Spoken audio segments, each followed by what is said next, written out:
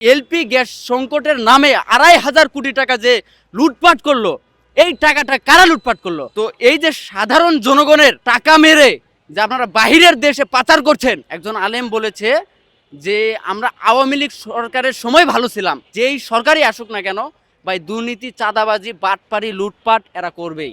জুলাই গণ অভ্যুত্থান আসলে কেন হয়েছিল? জুলাই গণ অভ্যুত্থান এই জন্য হয়েছিল, আওয়ামী লীগ সরকার সে স্বৈরাচার ছিল, এই জন্যই কিন্তু জুলাই একটি গণ অভ্যুত্থান হয়েছিল। এর মাধ্যমে একটা সরকার গঠন হয়, অন্তর্বর্তীকালীন সরকার, প্রফেসর ডক্টর মোহাম্মদ ইউনূস। তো বিগত সরকার খারাপ ছিল, এই জন্য কিন্তু একটা আন্দোলন হয়েছে। তো বর্তমান যে সরকার আছে, এই এখন তো কোনো সিন্ডিকেট থাকার কোনো কথা না। আগে তো এই সিন্ডিকেট তো ছিল আগে, কিন্তু আমরা দেখতে পাচ্ছি এখনো সেই সিন্ডিকেট আছে। আসলে এই সিন্ডিকেটের মূল হোতা কারা? এখন তো আওয়ামী লীগ ক্ষমতায় নেই, বিএনপি ক্ষমতায় নেই, বা জামাত ইসলাম ক্ষমতায় নেই। এখন কারা আছে? প্রফেসর ডক্টর মোহাম্মদ ইউনূস এবং তার উপদেষ্টা পরিষদ। তো এই যে এলপি গ্যাস সংকটের নামে ২৫০০ কোটি টাকা যে লুটপাট করলো, এই টাকাটা কারা লুটপাট করলো?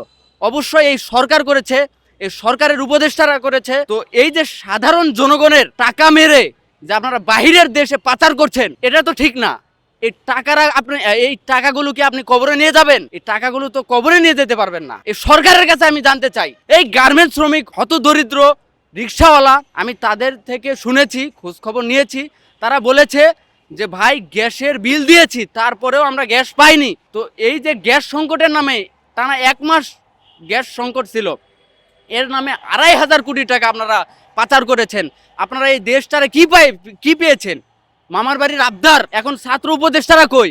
এখন তারা কোথায়? হান্নান মাসুদ চট্টগ্রাম বন্দরে চট্টগ্রাম বন্দরের চেয়ারম্যানকে বসিয়েছে ১৫০ কোটি টাকা দিয়ে, অথচ সে নির্বাচনের জন্য হাত পাতে ভিক্ষা চাই যে ভাই টাকা দেন, আমি নির্বাচন করব। যেই ক্ষমতায় আসে সেই জনগণের টাকা মেরে বাহিরের কান্ট্রিগুলোতে, অস্ট্রেলিয়া, কানাডা থেকে শুরু করে বাইরের যে কান্ট্রিগুলো আছে, ওখানে তাদের আধিপত্য বিস্তার করে। তারা গার্মেন্টস শ্রমিক, তাদের বেতন কত? ৮ থেকে ১০,০০০, ১২,০০০। অনেক সময় তারা বেতনও পায় না।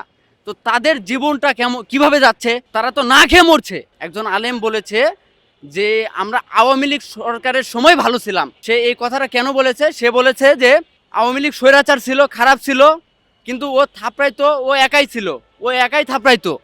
এখন একটা কথা বললে ছাত্রদের বিপক্ষে যায়, এখন কথা বললে জামাতের বিপক্ষে যায়, এখন কথা বললে বিএনপির বিপক্ষে যায়। এই জন্য এখন ৩ জনেই থাপড়ায়। এই জন্য আওয়ামী লীগই ভালো ছিল, একজনের থাপড়াইতো, ও ভালো ছিল। তো বর্তমান দেশের অবস্থা হচ্ছে এই। আর যেই সরকারই আসুক না কেন ভাই, দুর্নীতি, চাঁদাবাজি, বাটপারি, লুটপাট এরা করবেই, এদেরকে থামাইতে পারবেন না।